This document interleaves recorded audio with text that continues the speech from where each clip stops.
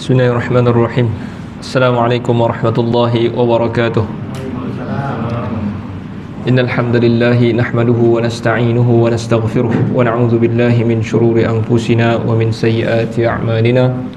May yahdihillahu fala mudilla lahu wa may yudlil fala hadiya lahu. Asyhadu an la ilaha illallah wa asyhadu anna Muhammadan 'abduhu wa rasuluh. Rabbi shrah li sadri wa yassir li amri wahlul 'uqdatam min lisani yafqahu qawli. Amin ya rabbal alamin. Thumma amma ba'd. Saya muliakan Tuan Pengerusi Haji Zaidin, Ahli Jawatan Kuasa Surau, tuan-tuan, puan-puan, hadirin hadirat yang dirahmati Allah Subhanahu wa taala, adik-adik sekalian, khabar semua sihat ke? Alhamdulillah.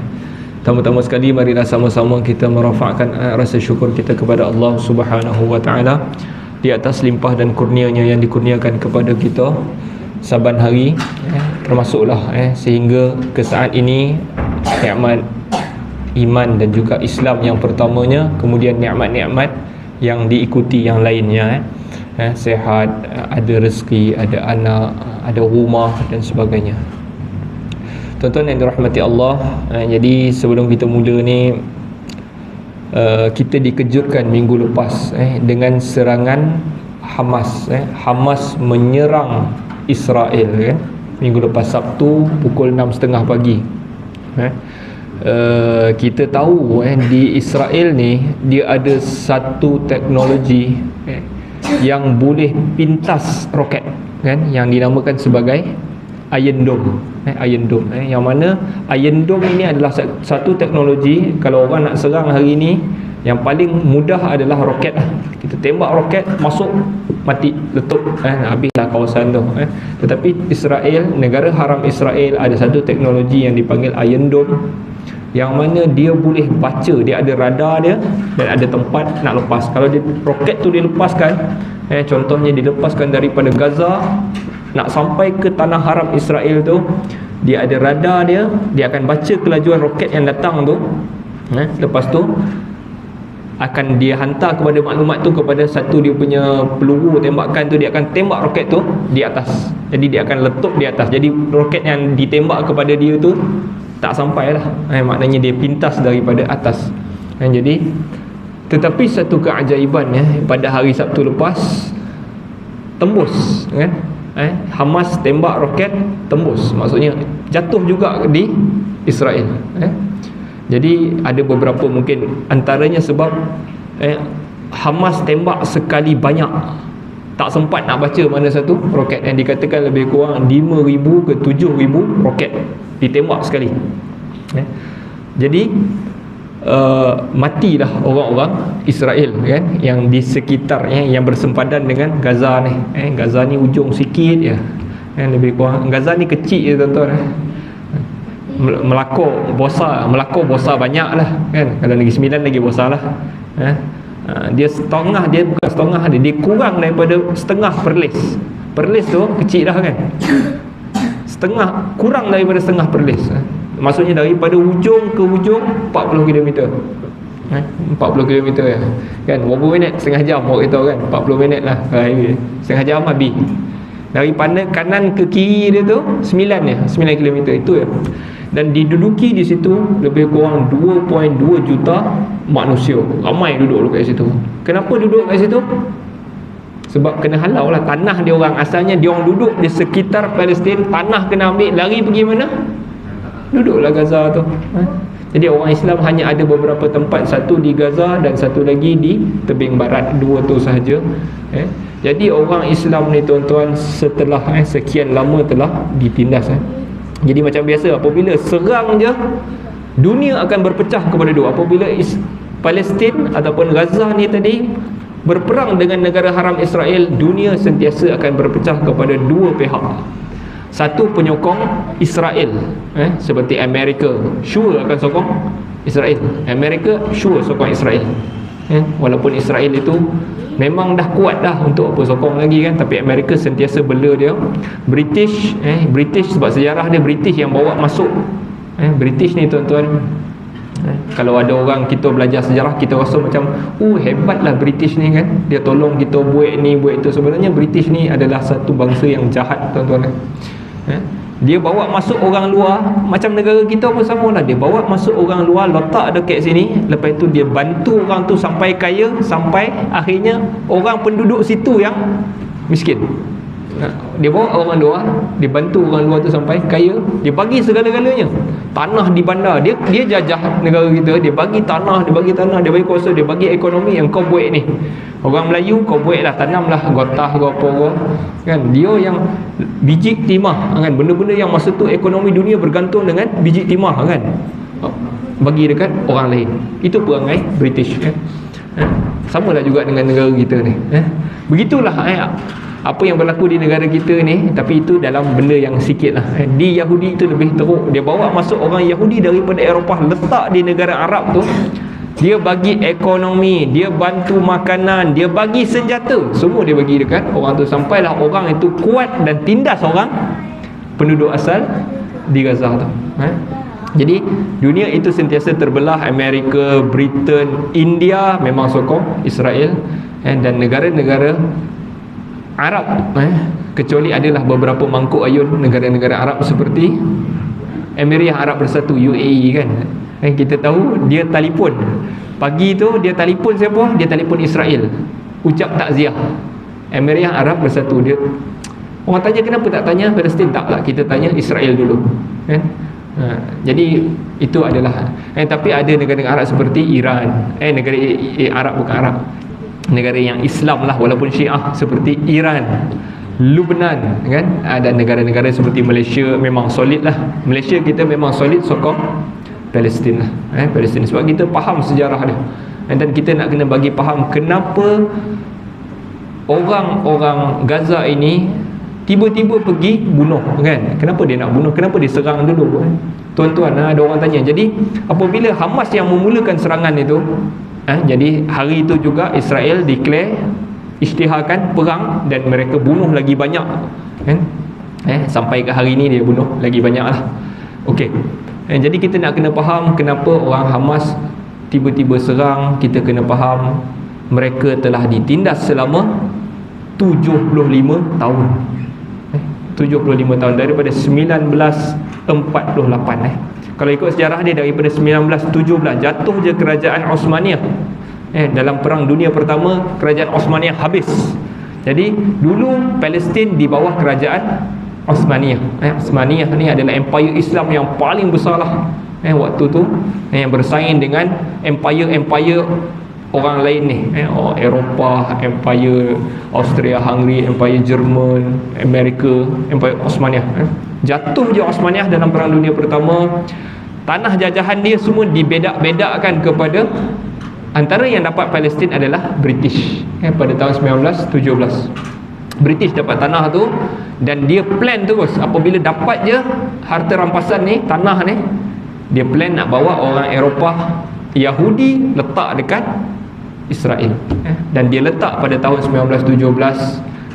Jadi apabila mula dia letak tu, dia tolong orang tu, dan jiran-jiran semua tak selesa dengan Yahudi ni, sebab dia macam mula menguasai, dan orang-orang Palestin mula-mula lawan. Orang Palestin mula-mula tak suka dengan kedudukan ni, dan siapa yang bunuh orang Palestin waktu tu? British. Sebab Israel baru lagi, Israel tak ada apa-apa lagi, baru mula berpindah. Jadi orang yang tak setuju dengan Israel waktu tu, yang mereka dibunuh oleh British. Sampailah apabila masuk perang dunia yang kedua, British dah tak larat nak bela dah Israel ni, lawan-lawan dia pun tak larat nak tolong dah. Dia tinggal Israel, dia serah kepada Pertubuhan Bangsa-Bangsa Bersatu, boleh dia bagi pada Pertubuhan Bangsa-Bangsa Bersatu. Dipecahkan Palestin kepada dua.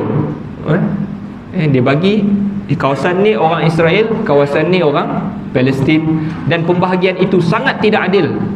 55% tanah diberi kepada Israel, dan 45% sahaja diberi kepada orang Palestin kan. Sedangkan penduduk yang ramai adalah Palestin waktu tu, tiba-tiba diberi 55 kepada Israel. Sangat tak adil. Pertubuhan Bangsa-Bangsa Bersatu, PBB. Jadi selepas daripada itu, Israel setujulah sebab dia dapat banyak, dan dia tak berhenti dengan 55% tu. Daripada 1947 dia kuasai setahun tu, dia besarkan daerah dia, dia halau orang Palestin 750,000 orang keluar daripada rumah. Dia halau macam tu, dia ketuk pintu, kau keluar, aku ambil rumah kau, aku ambil tanah kau, keluar kau.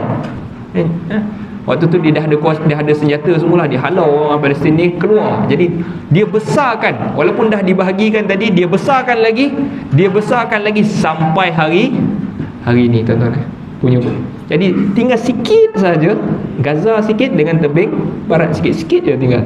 Tebing barat tu besar, tapi orang Islam titik. Kalau kita tengok dalam peta kan, sikit je orang Islam. Jadi apa yang anda sangka, jadi macam mana kita nak kata yang jahatnya adalah Hamas, kan? Sedangkan yang jahatnya selama 75 tahun adalah orang-orang Israel, Israel yang menindas saban hari. Tiba-tiba awak nak bersukaria, kan? Mula dia serang tu adalah ada konsert dekat sempadan Gaza tu, ada dia buat konsert. Jadi awak nak sangka apa, kan? Memang padan dengan awak, polis awak, tentera awak bunuh orang Israel saban hari. Daripada tahun 1948 tu, kalau kita kira ratus ribu dah orang Palestin dah mati. Jadi tuan-tuan, jadi kita kena clear, kita kena kefahaman kita tentang isu konflik Israel Palestin ini bukan sahaja isu agama, tetapi isu kemanusiaan. Macam mana orang boleh datang rumah kita, ketuk, halau kita daripada rumah kita? Ini tak mungkin. Jadi kita mesti sokong sentiasa di belakang Palestin, sebab mereka ditindas. Kenapa mereka mampu tindas? Sebab belakang dia besar. Apa dia? Amerika. Yang mana kebanyakan negara orang Islam ini sembah Amerika, kan? Apa sahaja takut dengan Amerika. Itu masalah kita. Sebab tu Allah Ta'ala larang daripada awal, la tattakhidhu bitanatan min dunikum. Jangan ambil orang dalam, pembantu kamu bukan di kalangan orang Islam. Akhirnya kita jadi macam ni, bila jadi isu kita tak boleh nak bela saudara kita, sebab kita takut dengan orang tu, orang ni takut. Ini masalah masyarakat Islam. Jadi apa yang boleh kita buat, tuan-tuan? Tetapi saya nak kena sejukkan jugalah hati. Maknanya kita kena clear, Palestin akan dimiliki oleh orang Islam, itu pasti. Kita pasti menang di Palestin, cuma tak tahu bila sahaja.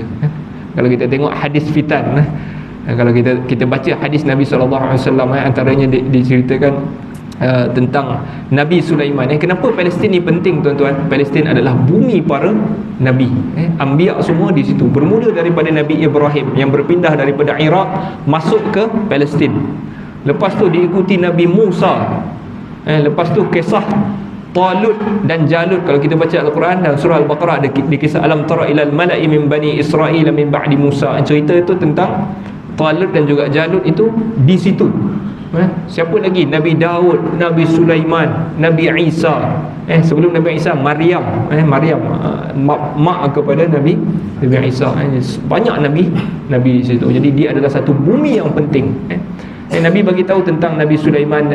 Nabi Sulaiman apabila dia mendirikan Baitul Maqdis, dalam hadis yang diriwayatkan oleh Ahmad, An-Nasa'i dan selain mereka, dan hadis ini ditimbang sebagai sahih.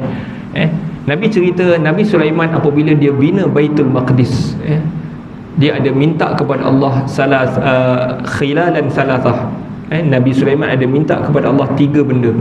Yang pertama, dia minta kepada Allah, Allah kurniakan dia hikmah, yakni kebijaksanaan, macam yang hampir macam kebijaksanaan Allah Azza wa Jalla. Maknanya Nabi Sulaiman minta hikmah. Allah Ta'ala itu Al-Hakim, yang maha bijaksana. Nabi Sulaiman minta kepada Allah, ya Allah kurniakan aku bijaksanamu itu kepada aku. Yang pertama. Kemudian Nabi beritahu dia diberi kebijaksanaan itu, fa'u'tiyahu, diberi kepadanya. Kemudian yang kedua, Nabi Sulaiman minta, ya Allah, selepas kebijaksanaan dia minta, ya Allah berilah aku satu kerajaan yang tak ada orang yang boleh memiliki kerajaan macam aku selepas daripada aku. Aku nak satu kerajaan yang tak ada orang yang dapat macam aku dah. Jadi Allah Ta'ala beri dia satu kerajaan yang besar, empire yang besar kepada Nabi Sulaiman, dan dia mula memerintah di Palestin itulah. Apa aset dia? Kerajaan ni apa yang hebat dia adalah aset dia lah. Kan apa aset Nabi Sulaiman? Selain daripada ketenteraan semua, dia ada binatang. Binatang kan, kita tengok kisah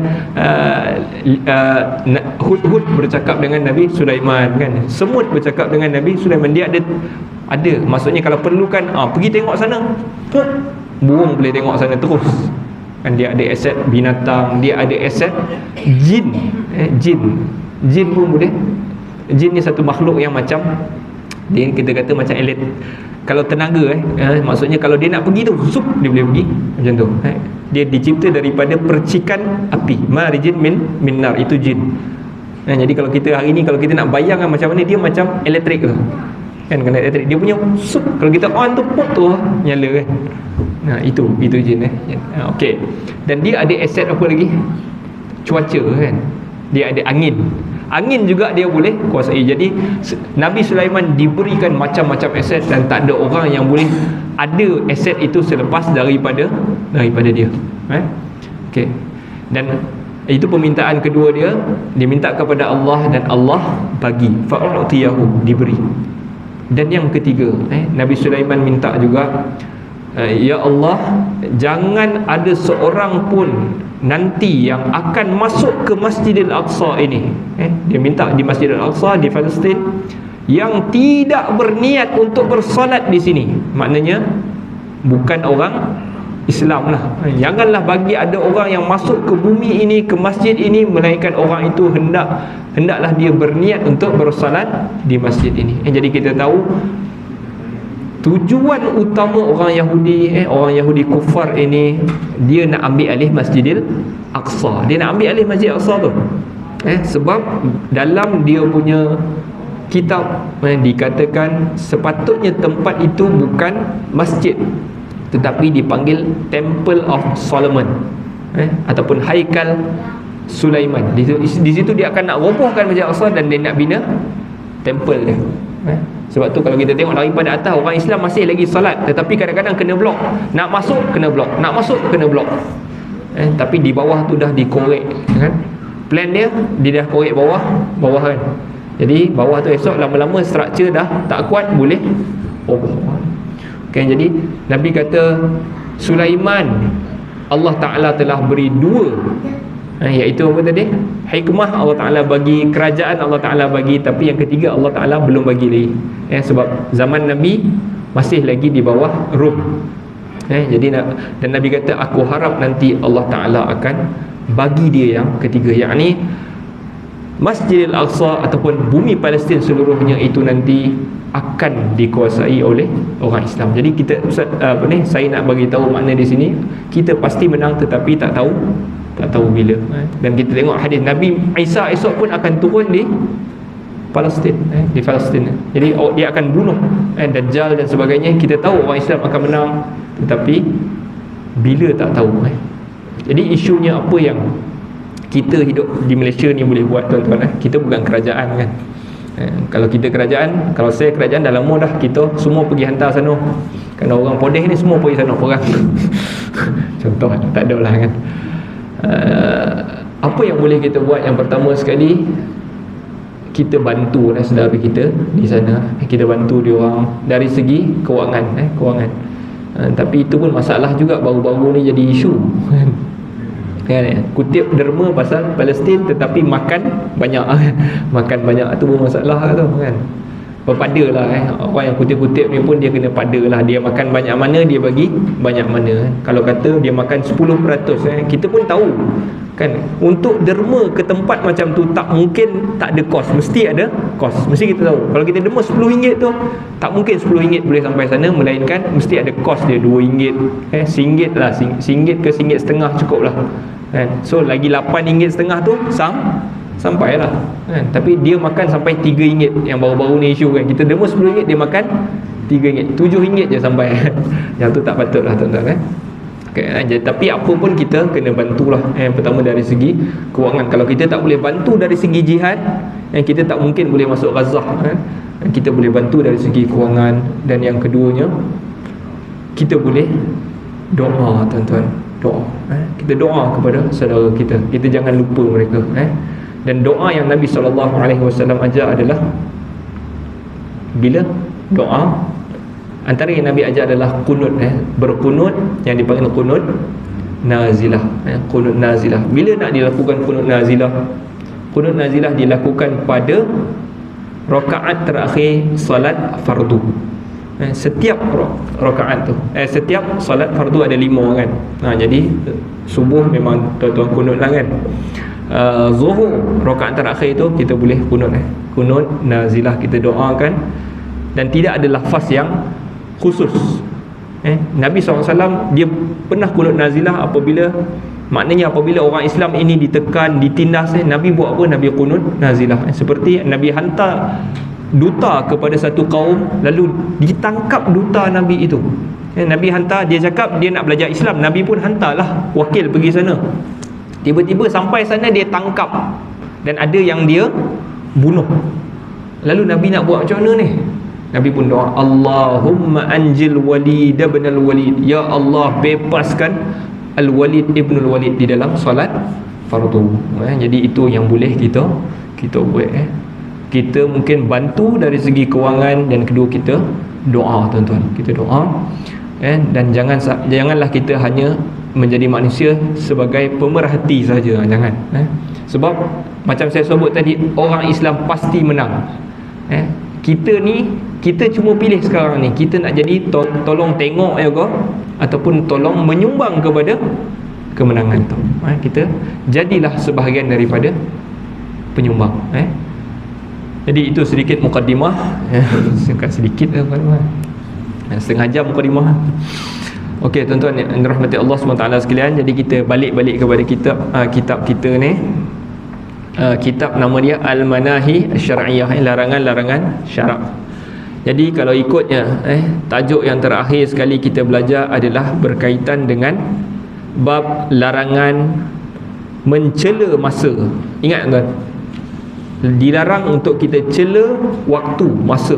Contohnya kita kata semalam adalah hari yang paling sial sekali, kita kata macam tu. Yang tu dilarang di dalam syarak. Ataupun minggu lepas tu ada hari itu, itulah yang paling tak guna sekali. Yang tu dilarang di dalam agama. Nabi SAW riwayat hadis qudsi, Allah kata, qala Allah Ta'ala yu'zini banu Adam, menyakiti aku anak Adam itu, yasubbud dahr, yang menghina masa, wa anad dahr, dan akulah masa, yakni akulah pencipta dan pengurus masa. Uqallibul laila wan nahar, aku yang tukar-tukarkan malam dan siang. Jadi jangan kita hina masa. Jangan kita rasa ada ni, tak, Tuhan yang cipta masa. Okey, itu adalah larangan yang terakhir kita belajar ni. Ulang kaji tuan-tuan, belum masuk tajuk baru. Okey dah, kita masuklah tajuk baru. Kalau nak ulang balik banyak pula kan. Okey, kan tak belajar pula. Okey, kita masuk pula bab yang baru, babun nahi 'anil hazli bi syai'in fihi zikrullahi awil qur'anu awir rasul sallallahu alaihi wasallam. Bab larangan daripada main-main dengan sesuatu yang padanya mengingati Allah, ataupun berkaitan dengan Allah, ataupun Al-Quran, ataupun Ar-Rasul. Jadi ada orang main-main, aku contohnya dia main-main Allah ni macam ni, kita tak sebut kan. Jadi itu adalah larangan yang besar di dalam agama. Firman Allah Subhanahu wa ta'ala, qala Allah ta'ala, wala in sa'altahum la yaqulunna innama kunna nakhudu wa nal'ab qul abillahi wa ayatihi wa rasulihi kuntum tastahzi'un wala la ta'tadhiru qad kafartum ba'da imanikum. Dan jika engkau tanya mereka, wahai Muhammad, nescaya mereka akan kata, sesungguhnya kami ini sajalah burak-burak dan main-main ya. Katakan, qul, Allah kata kepada Nabi Muhammad, katakan kepada mereka, abillahi, adakah dengan Allah dan ayatnya dan rasulnya kamu bermain-main, kamu memperolok-olokkan. La ta'tadhiru, jangan bagi alasan. Allah Ta'ala kata, sesungguhnya kamu telah kufur selepas iman kamu. Tuan-tuan, jadi ini juga pengajaran. Orang tua jarang-jaranglah main-main tentang Allah, tentang Rasulullah, tapi budak-budak kena jaga ni. Bondo-bondo ni kadang-kadang dia rasa nak buat kelakar. Ia termasuk di dalam perkara-perkara yang kufur. Kufur itu ada, kalau ikut para ulama ni banyaklah pembahagian dia, tapi kita bahagi secara umum. Kufur ada 4 tingkatan. Dia panggil kufur kufrun mu'aradah. Kufrun mu'aradah yakni kufur yang paling teruk sekali, kufrun mu'aradah, yakni kufur yang memerangi Allah dan Rasul, yang menghina Allah dan Rasul, itu paling tinggi. Yang kedua dia panggil kufrun i'rad. Kufrun i'rad maknanya dia berpaling. Allah Ta'ala kita bagi tahu inilah ayat Allah dan dia tahu itu betul dan dia berpaling. Maksudnya lantak lah. Macam tu je. Tapi itu bukan paling tinggi, itu nombor 2. Yang ketiga kufrun nifaq. Kufrun nifaq maknanya dia tunjuk macam dia beriman, tetapi dalam hati dia tak nak ikut, macam Abdullah bin Ubay bin Salul. Abdullah bin Ubay bin Salul adalah munafik yang paling besar di dalam sejarah umat Islam. Dia munafik dengan siapa? Dengan Rasulullah kan. Dia tu kata aku beriman kan, sedangkan dia tak beriman. Dialah manusia yang paling banyak Allah Ta'ala cerita dalam Al-Quran tentang munafik. Okey, yang tu level ketiga. Dan level keempat adalah kufur syak. Kufur yang mana dia ragu-ragu tentang apa sahaja yang Allah Ta'ala perkatakan dalam Al-Quran. Contohnya Allah kata ada hari kiamat contohnya. Dia rasa aku rasa tak ada kot kan, aku rasa tak ada lah, tak mungkin lah kita mati nanti nak hidup balik. Yang tu termasuk kufur yang keempat. Jadi nombor 1 tadi yang memerangi Allah tadi tu, yang kita tajuk ni, memperolok-olokkan Allah, Rasul dan Al-Quran, termasuk level nombor 1 yang paling teruk sekali. Jadi jaga-jaga kita dengan apa yang kita katakan. Okey, jadi itu adalah larangan berkenaan dengan mempermain-mainkan. Jadi ada satu hadis Nabi SAW, hadis yang diceritakan daripada Ibnu Umar. Ada seorang lelaki fi ghazwati Tabuk, dalam perang Tabuk. Perang Tabuk ni bila tuan-tuan? Nabi wafat pada tahun ke-11 Hijrah. Nabi wafat. Perang Tabuk ni pada tahun ke-9, hujung-hujung hayat Nabi. Perang Tabuk 9. Sebelum daripada tahun ke-8 perang Mu'tah di Jordan. Perang Tabuk ni pun jauh. Kalau tuan-tuan pergi hari ni, pergi Saudi kan, kita turun di mana airport? Di Riyadh kan. Di Riyadh, di Jeddah. Di Jeddah ataupun di Madinah kita akan turun kan. Salah satu di Jeddah ataupun di Madinah. Jeddah tu di bawah dah, Tabuk tu hujung Saudi, hujung atas sekali. Jadi hari ni orang turun juga di Tabuk tu. Dia nak pergi jalan-jalan dekat, dipanggil Madinah Saleh. Madinah Saleh itu tempat pelancongan lah hari ni. Di Tabuk dia akan turun airport di Tabuk tu, dia akan jalan-jalan dekat kawasan tu. Banyak artis dah pergi sekarang ni. Tapi Tabuk tu hujung lah Saudi tu. Jadi kita boleh bayang hari ni kalau nak pergi tu kita kena naik flight. Nabi tu sallallahu alaihi wasallam daripada Madinah jalan sampai hujung Saudi tu di dalam perang Tabuk.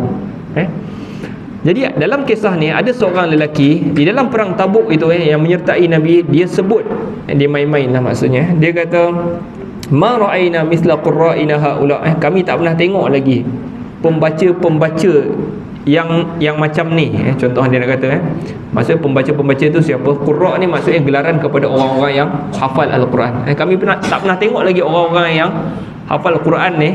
Maksud dia adalah sahabat dan juga Nabi. Seorang lelaki ni cakap macam tu, sama-sama dia lah kan. Arghabu butunan, yang paling lapar sekali. Lapar kat sini boleh jadi lapar harta, boleh jadi lapar kuat makan. Kami tak pernah tengok lagi bangsa yang kuat makan macam ni. Kami tak pernah tengok lagi wala akzibu al-sinan, yang paling pembohong, wala ajbanu indal liqa, dan yang paling pengecut ketika mana berperang. Dia kata dekat siapa ni? Lelaki ni kata kepada Nabi dan juga para sahabat. Dengan tujuan apa tadi?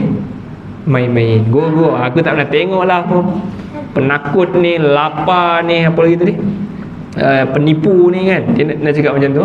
Tapi yang dimasukkan itu adalah Rasulullah dan juga sahabat.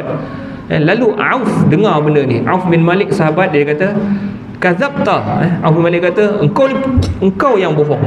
Dia kata walakinnaka munafiq, dan tapi juga engkau ni juga munafik. La ukhbiranna Rasulullah sallallahu alaihi wasallam, aku akan bagi tahu Rasulullah apa yang kau cakap ni. Fa dhahaba Auf ila Rasulillah liyukhbirahu, lalu Auf pun pergilah kepada Rasulullah untuk bagi tahu apa yang lelaki tu cakap tadi. Fa wajadal Qur'ana qad sabaqahu, lalu dia dapati Al-Quran telah turun dulu bagi tahu tentang kisah ni. Al-Quran dah turun dulu bagi tahu tentang lelaki yang cakap main-main ni tadi, yang memperolok-olokkan Nabi dan juga sahabat ni tadi. Lalu apabila Auf dah tahu, jadi dia tak payah bagi tahulah, Al-Quran dah turun bagi tahu. Faja'a dzalika ar-rajul ila Rasulillah, kemudian lelaki itu pula, lelaki yang cakap main-main tadi itu pun datang kepada Rasulullah dalam keadaan dia naik unta. Lalu dia pun panggil Rasulullah, wahai Rasulullah, kami tadi main-main je kan, dan kami bercerita-ceritalah sambil-sambil menunggang itu untuk menghilangkan lelah berjalan ni. Lalu kata Ibnu Ammar, seolah-olah aku nampak dia berpegang dengan tali unta Rasulullah. Maksudnya dia pegang tu sambil berjalan tali unta Rasulullah, dan kaki dia tersepak batu, lalu kaki dia pun berdarah lah. Kemudian dia duduk cakap lagi, kami tadi main-main je, kami main-main je, kunna nakhudu wa nal'ab. Lalu Rasulullah baca kepada lelaki ni, abillahi wa ayatihi wa rasulihi kuntum tastahzi'un. Ayat yang kita baca tadi, adakah dengan Allah dan ayat-ayat kebesarannya dan juga rasulnya kamu itu bermain-main. Lalu Nabi pun tak berpaling kepada lelaki ni, dan Nabi tak jawab pun dia, Nabi tak berpaling pun kepadanya. Jadi ini kita nak cerita tentang orang-orang yang tadi kata main-main, tapi apabila yang you main-main itu adalah Rasulullah, ayat-ayat Allah, kesemua ini membuatkan si pelaku termasuk di dalam kufur mu'aradah. Dia panggil kufur yang menentang Allah, kufur yang levelnya paling tinggi, yang paling jahat. Jangan kita sebut benda-benda macam ni. Jadi dia bagi contoh dekat sini tuan-tuan. Dia sebut juga faqad yatakallamul insanu bil kalimah man sakhatallahu azza wa jalla wa la yalqi laha balan yahwi biha fin nar. Kadang-kadang manusia ni dia bercakap dengan satu perkataan yang menyebabkan perkataan itu Allah Taala murka dengan dia, dan dia tak sedar benda itulah yang menyebabkan benda itu bawa dia jatuh ke dalam neraka. Ingat, kita semua nanti akan melintasi sirat menuju ke, nak pergi ke syurga. Perkataan yang buruk itu yang tarik kita ke bawah. Jadi jaga-jaga dengan perkataan ini. Allah Ta'ala sebut dalam Al-Quran, tahsabunahu hayyinan wa huwa indallahi azim. Kamu rasa benda tu alah kecil je, hayyin, alah sikit je, tak ada benda lah, aku cakap aku main-main je. Wa huwa indallahi azim, sedangkan di sisi Allah dia adalah benda yang besar. Kita cakap dengan kawan kita benda yang kecil pun kadang-kadang besar, apatah lagi benda yang berkaitan dengan Allah Subhanahu wa taala. Dia bagi contoh, siapa yang bermain, contohnya faman istahza'a bis salati walau nafilah au biz zakati au shaum au al hajj.